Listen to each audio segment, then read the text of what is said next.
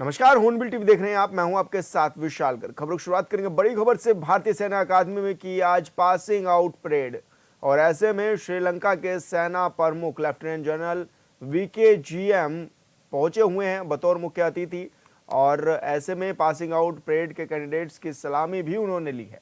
अकादमी के ऐतिहासिक चैटवुड भवन के सामने ड्रिल स्क्वायर पर सुबह 6 बजे परेड का आयोजन भी किया गया।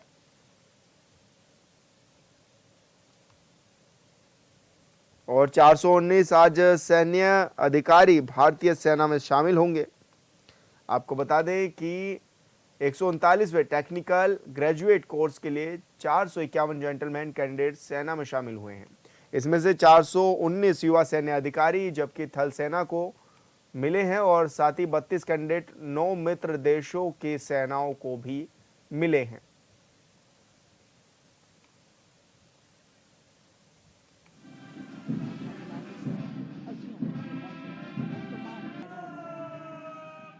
Served as the Commandant of the Defense Services Command and Staff College, Commander of Security Forces Central, Colonel Commandant of the Sri Lanka Artillery, Commandant of the Sri Lanka Armed Forces Air Force, and Deputy Chief of Staff of the Sri Lanka Army.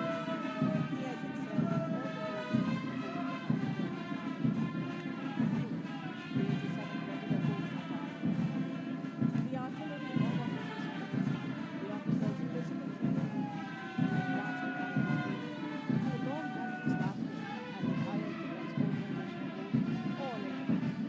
The officers military force of Pakistan and the artillery unit commander of China. He has been decorated with the Rana Sher Medal of Honor, known as his Operation Medal, Reconnaissance Captain, amongst others. The general officer assumed the appointment of Commander of Sri Lanka Army on 31st December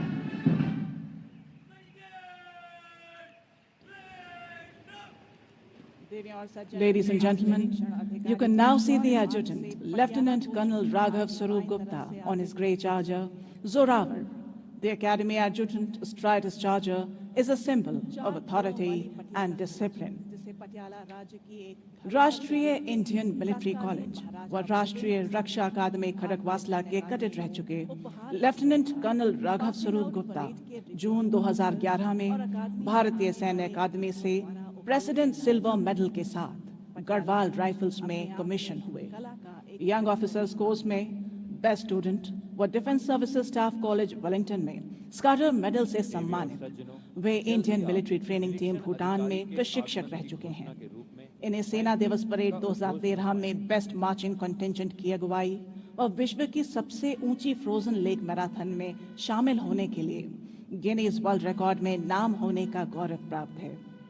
battalion tactical course Singapore में भाग लेने वाले कुछ चुनिंदा officers में से एक lieutenant colonel Raghav स्वरूप गुप्ता सघन ऊंचाई वाले क्षेत्र में लाइन ऑफ एक्चुअल कंट्रोल के साथ एक इन्फेंट्री ब्रिगेड में जनरल स्टाफ ऑफिसर के रूप में कार्यरत रहे हैं। 15 फरवरी 2025 को आपने एडजुटेंट भारतीय सैन्य अकादमी का पद ग्रहण किया।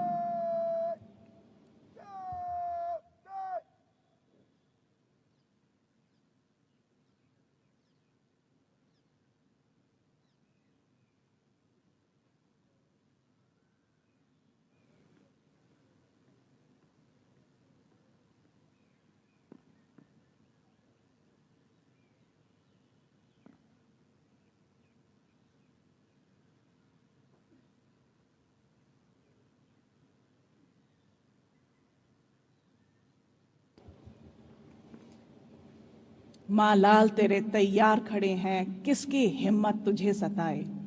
ताकतवर होशियार बड़े हैं, किसकी जुर्रत आंख उठाए। Ladies and gentlemen, the parade commander is now marching back to take his position in order to lead the parade. The immaculate drill movements, exemplary bearing, and roaring command gives us a glimpse of a leader in making. Commander of Sri Lanka Army, the reviewing officer for today's parade.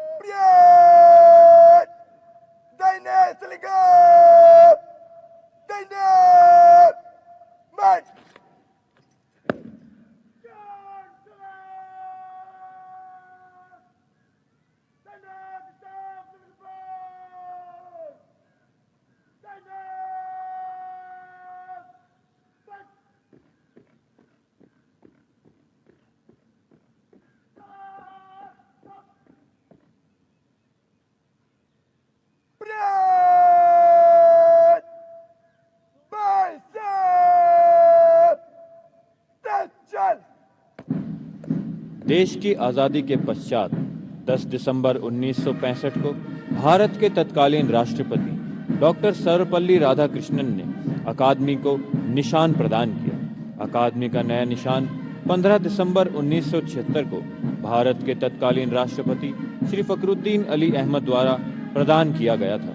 इसी दिन पुराने निशान को ऐतिहासिक IMA भवन में यादगार चिन्ह का स्थान मिला। परेड इस समय विजय भारत की धुन पर मार्च कर रही है। नौजवानों का ये जोश, उनका उत्साह, एक साथ उठते ये हाथ, एक साथ बढ़ते ये कदम, उभरा हुआ सीना प्रमाणित करता है इस बात को कि देश सुरक्षित है इन हाथों में। ये कदम इसी तरह आगे बढ़ते रहेंगे। तिरंगे का सर सदा ऊंचा रहेगा। इनके कदमों की आवाज हमें बता रही है कि आखिरी गोली, आखिरी सांस तक लड़ते रहेंगे ये वीर। और उनके ठीक पीछे देवी और सज्जनों, जब भारतीय सैन्य अकादमी का निशान आपके सामने से गुजरे तो कृपया खड़े होकर निशान को सम्मान दें एवं वर्दीधारी सैल्यूट करें। The number of alumni who've been decorated in war is legion. Most of them have had their baptism in fire in the wars since independence. Some where blizzards and snowstorms rule. Some where the wind blows full of sand. Some where the waves hold argument with the sky. And some in the uncharted space above. But like professional soldiers, they are conscious of the hazards of the profession they had chosen and were aware of the contribution they were making to safeguard the sovereignty of our nation. Ladies and gentlemen, as the Nishan Toli approaches, you are requested to rise. Those in uniform will salute. Ladies and gentlemen, you will notice that the first contingent approaching the saluting dais is carrying a red flag. This is the Chief of Army Staff banner, which is presented every term to the champion company and therefore has the proud privilege of being a part of the first contingent on parade. The first officer cadet leading the parade is Academy Cadet Adjutant Ani Nehra. He is followed by a contingent of battalion appointments led by Battalion Under Officer Anurag Verma.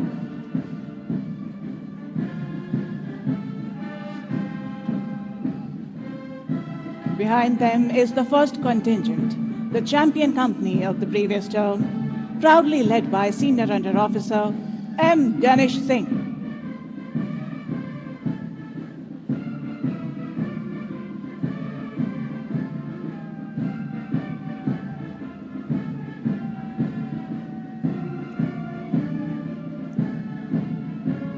The second contingent is being led by Senior Under Officer Akash Kumar Jha.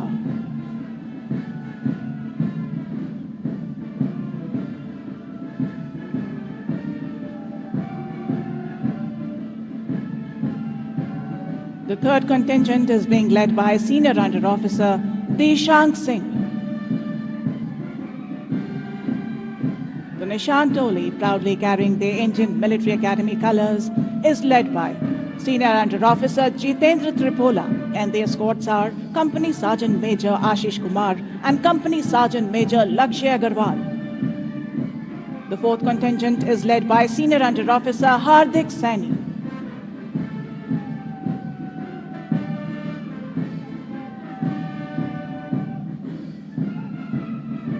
The fifth contingent is being led by Senior Under Officer Lakshya Vats.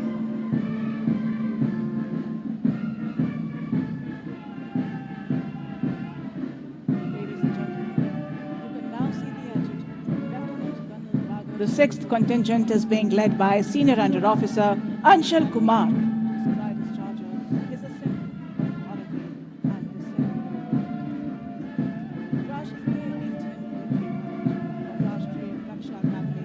Leading the last contingent is Battalion Cadet Adjutant Aryan Naresh Sarani.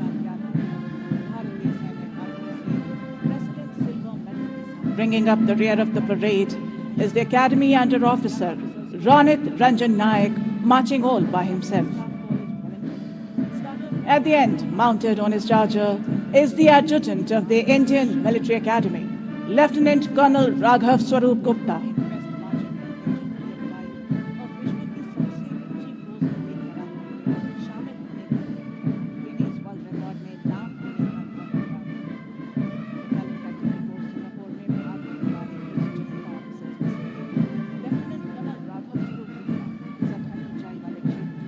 कदम से कदम मिलाकर चलते इन वीरों का आज यही उद्घोष है। बाधाएं आती हैं आए, घिरे प्रलय के घोर घटाएं, पांव के नीचे अंगारे, सिर पर बरसें यदि ज्वालाएं, निज हाथों से हंसते हंसते आग लगाकर चलना होगा, कदम मिलाकर चलना होगा, कदम मिलाकर चलना होगा।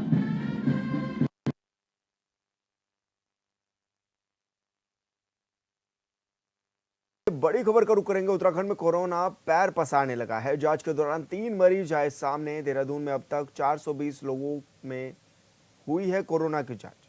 रिपोर्ट में 36 मामले देहरादून, 1 मामला हरिद्वार में भी आया सामने। और वर्तमान में एक्टिव केस की संख्या बढ़कर 5 हो गई है। 2 मरीज अस्पताल में हैं जिनका इलाज जारी है और 3 मरीज होम आइसोलेशन में ही हैं। निगरानी के दौरान संदिग्ध मरीजों के सैंपल भी लिए जा रहे हैं और बढ़ रहे पॉजिटिव मामलों को लेकर निगरानी भी बढ़ाई गई है। तो बड़ी खबर आप तक पहुंचा रहे हैं, जहां पर कोविड के मामले उत्तराखंड में पैर पसारने लगे हैं। ऐसे में वर्तमान में एक्टिव मामलों की संख्या 5 पहुंच गई है, जिसमें से 2 मरीज अस्पताल में हैं जबकि 3 मरीज होम आइसोलेशन में हैं। और ऐसे में स्वास्थ्य विभाग भी अलर्ट मोड पर आ गया है। निगरानी की जा रही है और निगरानी के दौरान सैंपल भी संदिग्ध मरीजों के लिए जा रहे हैं। तो बढ़ते मामलों को लेकर अब निगरानी भी बढ़ाई गई है। वर्तमान में एक्टिव मामलों की संख्या 5 है और उत्तराखंड में कोविड एक बार फिर से अपने पैर पसारता हुआ नजर आ रहा है। इस दौरान जांच भी की गई थी, जिसमें कि 3 नए मामले भी सामने आए हैं। देहरादून में अब तक 420 लोगों में कोरोना की जांच की गई है। तो उत्तराखंड में मामले बढ़ने लगे हैं। हालांकि उत्तराखंड में 4 धाम यात्रा भी जारी है। बड़ी संख्या में तीर्थयात्री भी पहुंचते हैं और ऐसे में यात्रा पर इसका असर ना पड़े, इसको लेकर विभाग अलर्ट मोड पर है। स्वास्थ्य विभाग ने पूरी तैयारियां भी इसको लेकर की हुई हैं।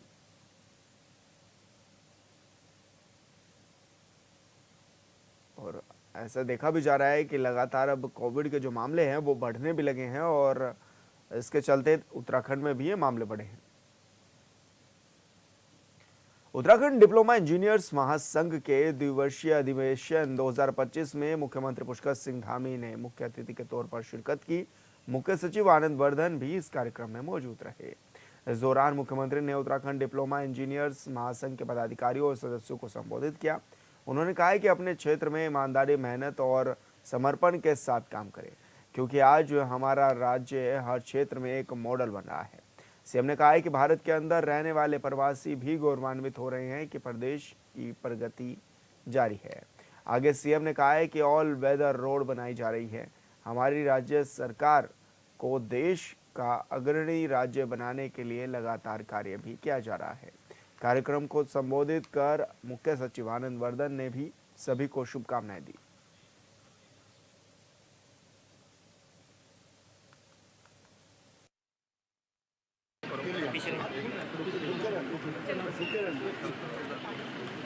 आप सब लोगों से यही कहना चाहता हूं कि आप सब अपने अपने कर्म क्षेत्र में पूरी ईमानदारी के साथ काम करिए, पूरी मेहनत और समर्पण के साथ काम करिए, क्योंकि आज हमारा राज्य पूरे देश में हर क्षेत्र में एक मॉडल बन रहा है।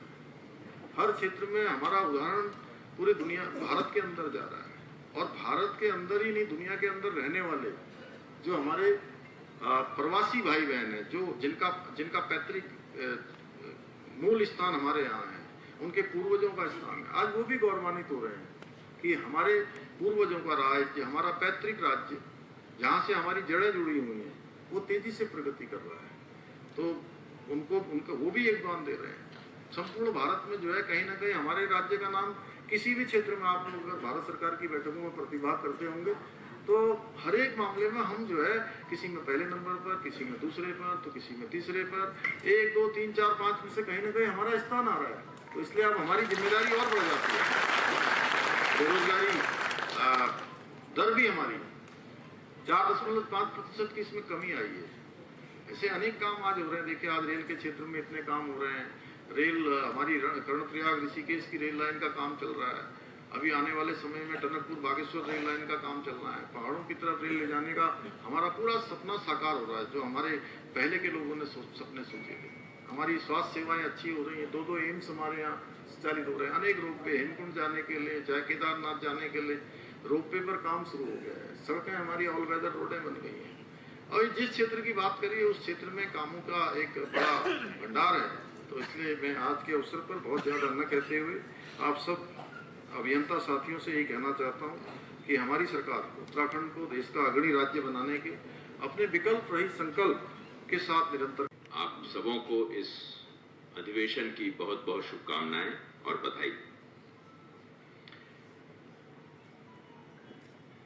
जूनियर इंजीनियर्स हमारे सभी विकास कार्यक्रमों, खास करके जो स्थापना से संबंधित कार्य होते हैं, उसका मुख्य रीढ़ और मुख्य फलक्रम होता है। क्योंकि साइट पे जहां भी जो कार्य निष्पादित किए जाते हैं उसकी पूरी जिम्मेवारी आप सबों के कंधों पे रहती है। आप सबों के कार्य जिस प्रकार के होंगे वैसा ही वो परियोजना, वो कार्य अपना अंतिम रूप लेगा। भारत निर्वाचन आयोग की ओर से चमोली तहसील में प्रशिक्षण सत्र का आयोजन किया गया, जो कि आयोग के अवर सचिव दिलीप महतो की अध्यक्षता में आयोजित हुआ। इस दौरान आयोग के 8 सदस्यीय दल की ओर से दूरस्थ मतदेय स्थलों का स्थलीय निरीक्षण कर चुनाव संबंधी तैयारियों, आधारभूत सुविधाओं और मतदाता सूची पुनर्निरीक्षण कार्यों की समीक्षा की गई। इस मौके पर अवर सचिव ने बीएलओ और बीएलओ सुपरवाइजरों को आगामी निर्वाचन कार्यों के संदर्भ में प्रशिक्षण भी दिया है। प्रशिक्षण सत्र के दौरान मतदाता सूची में नाम जोड़ने, हटाने, संशोधन और ट्रांसफर की प्रक्रिया, दिव्यांग मतदाताओं की सुविधाओं और पंजीकरण जैसे विषयों पर भी विस्तार से जानकारी दी गई है।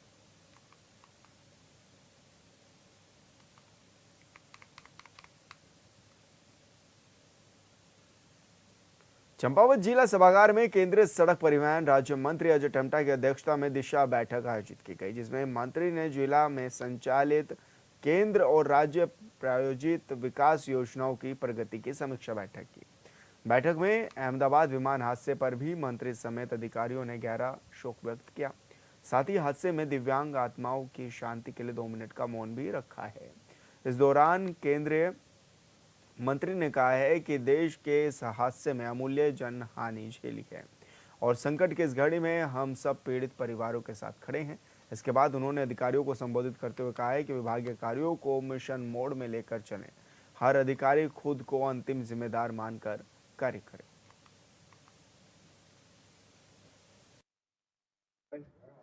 कल की जो घटना अहमदाबाद में घटित हुई, ये पूरे देशवासी इस घटना से आहत हैं और ऐसे जो लोग दुर्घटना में जो प्रभावित हुए उनके लिए और उनके परिवार जो जिनके परिवारों से अपने चले गए उनके लिए पूरे देशवासी संवेदनाएं व्यक्त कर रहे और बहुत दुखी भी है। आज भी हमने सारे ऑफिसर्स ने सबने उन परिवारों के लिए शोक संपन्न संवेदनाएं भी व्यक्त की है। 15 जून 2025 को आयोजित कैची धाम मेले को लेकर लगभग सभी तैयारियां पूरी हो चुकी हैं। वहीं एसएसपी नैनीताल प्रहलाद मीना ने बताया है कि इस बार मंदिर समिति की ओर से फैसला लिया गया है कि प्रसाद वितरण 16, 17 और 18 जून को किया जाएगा। उन्होंने कहा है कि ऐसे श्रद्धालु जो 15 जून को दर्शन नहीं कर पाते वो इन तारीखों में किसी भी दिन आकर दर्शन और प्रसाद प्राप्त कर सकते हैं। वहाँ श्रद्धालुओं से अनुरोध भी करते हुए कहा गया है कि अपनी यात्रा की योजना नैनीताल पुलिस की ओर से जारी डायवर्जन, शटल सेवा और पार्किंग व्यवस्था को ध्यान में रखते हुए बनाएं।